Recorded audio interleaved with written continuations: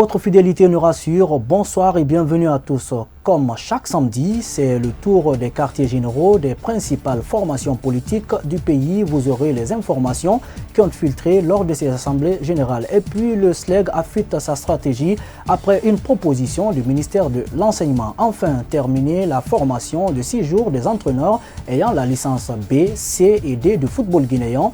Les échos dans un instant. C'est tout pour les titres. Dans un instant, on se retrouve pour les détails.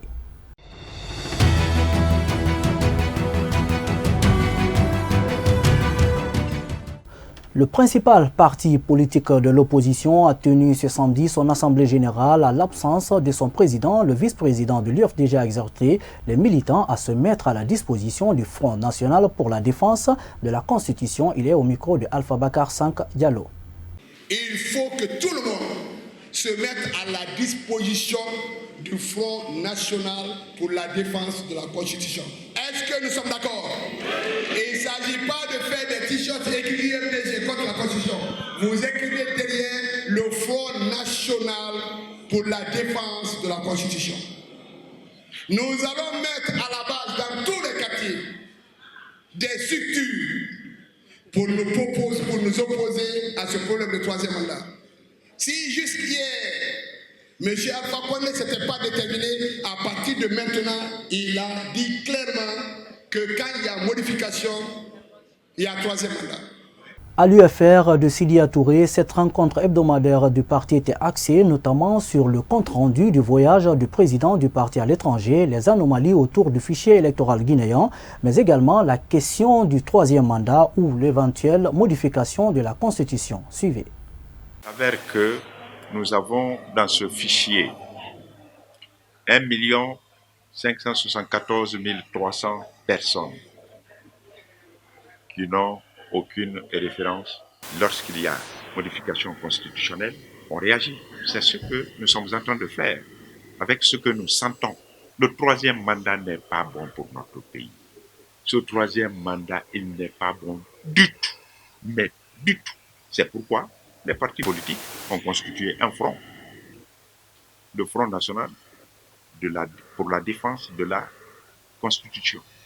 Ce Front national va se battre. En fait, ce sont des forces vives qui se sont reconstituées. Nous restons toujours dans le cadre des assemblées générales des partis politiques au siège du RPG Arc-en-Ciel. Par contre, ce samedi, l'heure était à la mobilisation de reconnaissance à l'endroit du chef de l'État. Une rencontre qui a connu la participation de la première dame de la République, du président de l'Assemblée nationale ainsi que des ministres et anciens membres du gouvernement. Une opportunité saisie par le secrétaire général du parti pour interpeller les militants au soutien de l'actuel gouvernement. Suivez. Soyez rassurés que le programme que le président de la République s'est fait, il ne sera pas distrait. Il va continuer son élan d'envol économique. Il va continuer à faire de la Guinée un havre de paix, d'union et de solidarité. Il va continuer à unir les Guinéens. Parce que très souvent, quand nous écoutons certains, ils veulent mettre dans leur stratégie l'ethnisation de la Guinée. Or, la Guinée est une famille, dirait l'autre. Cette famille-là ne sera jamais divisée. Et c'est ensemble que nous devrons réussir. C'est ensemble que nous devrons bâtir la Guinée. C'est ensemble que nous allons prouver au monde entier que la Guinée est indivisible.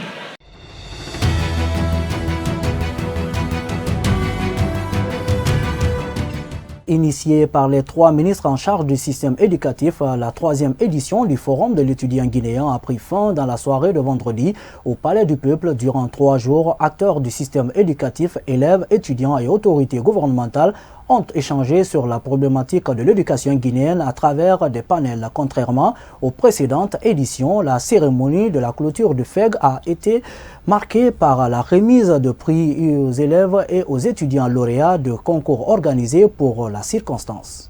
Nous restons toujours dans le cadre de l'éducation, cette fois-ci pour parler du SLEG qui a fait une nouvelle annonce lors de son assemblée générale de ce samedi sur le niveau de l'avancement du processus de recensement du personnel enseignant au niveau du supérieur. Suivez. Il y avait eu au départ des communiqués en provenance de soi-disant syndicats de l'enseignement supérieur qui avaient même projeté un préavis de grève ou même un avis de grève au cas où l'équipe d'assainissement qui se présenterait au niveau des institutions d'enseignement supérieur ne soit pas des équipes indépendantes. Mais à ce niveau, tenez-vous tranquille, nous avons pris toutes les dispositions. Nous avons alerté les autorités compétentes. Le ministre Diéro a envoyé une note circulaire à toutes les structures relevantes du système d'enseignement supérieur. Une circulaire qu'il a adressée aux recteurs, aux directeurs généraux et chefs de service. Que voici.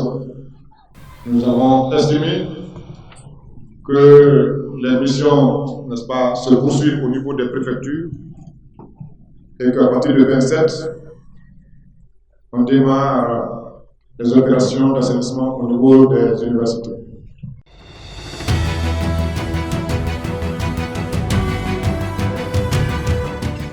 Je vous le disais à l'entame, c'est ce samedi qu'a pris fin la formation des entraîneurs guinéens détenteurs de la licence B, C et D. Cette formation qui s'est tenue au centre sportif de Yorokoguia va permettre aux formateurs guinéens de renforcer leurs capacités dans le monde du football. Suivez.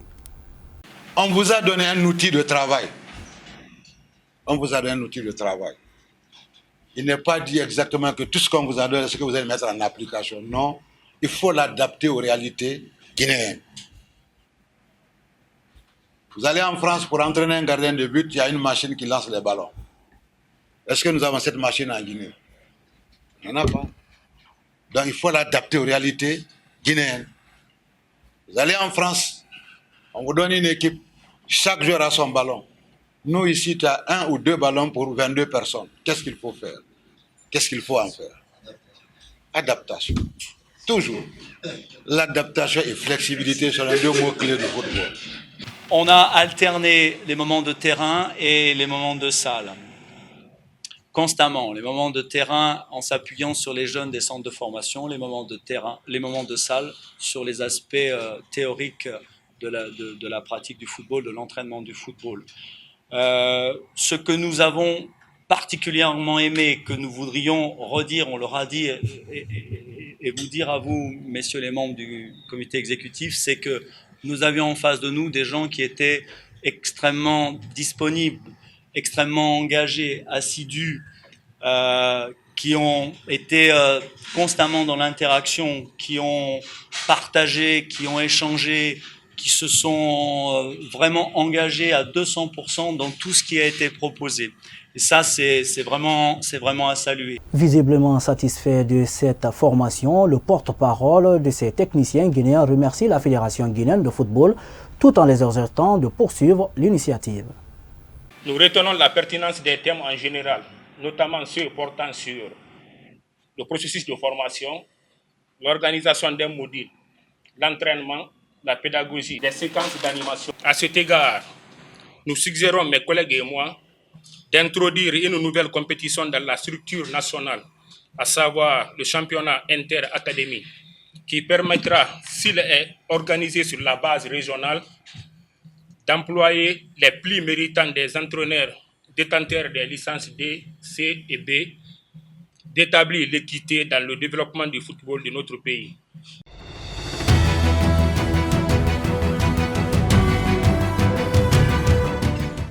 L'actualité sur le continent, George Weah, le chef d'État du Libéria, a pris congé de ses bureaux présidentiels, un retrait forcé imposé par la présence de 2 serpents venimeux dans les bâtiments qui abritent ses bureaux, a indiqué l'attaché de presse adjoint de la présidence Smith Toby. Dans un entretien avec l'agence Associated Press, Toby a précisé que le président Weah a été prié de rester à l'écart de ses bureaux en attendant de fumigation complète des bâtiments. Il devrait les regagner dès ce lundi. Toujours sur le continent, les Égyptiens ont voté ce samedi pour la révision constitutionnelle devant permettre à Abdel Fattah al-Sisi, président depuis 2014, de prolonger son mandat et de consolider son pouvoir. Le président égyptien a voté au Caire dès l'ouverture des bureaux de vote. Ce scrutin sera ouvert jusqu'au lundi soir. Toujours sur le continent, consternation, 11 civils ont été tués dans la nuit de jeudi à vendredi lors d'une attaque perpétrée dans la région de l'extrême nord du Cameroun par des djihadistes nigérians Boko Haram. C'est l'attaque la plus meurtrière imputée à Boko Haram dans le nord camerounais depuis plusieurs mois, où se multiplient les assauts après une relative accalmie en 2018. Les victimes sont mortes calcinées, a ajouté la source proche des services de sécurité, précisant que les assaillants avaient incendié le village.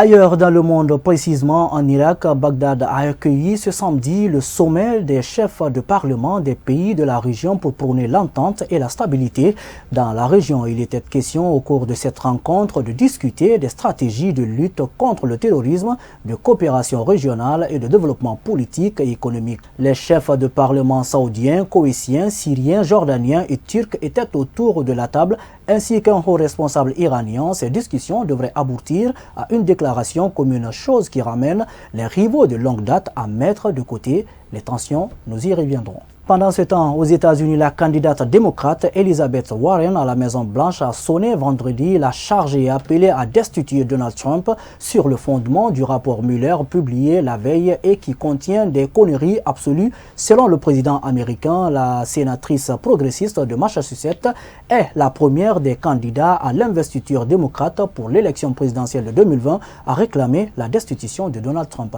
Voilà, mesdames et messieurs, fini cette édition d'information que nous avons eu le plaisir de vous présenter, histoire de se retrouver lundi. Très bon week-end à tous. Au revoir.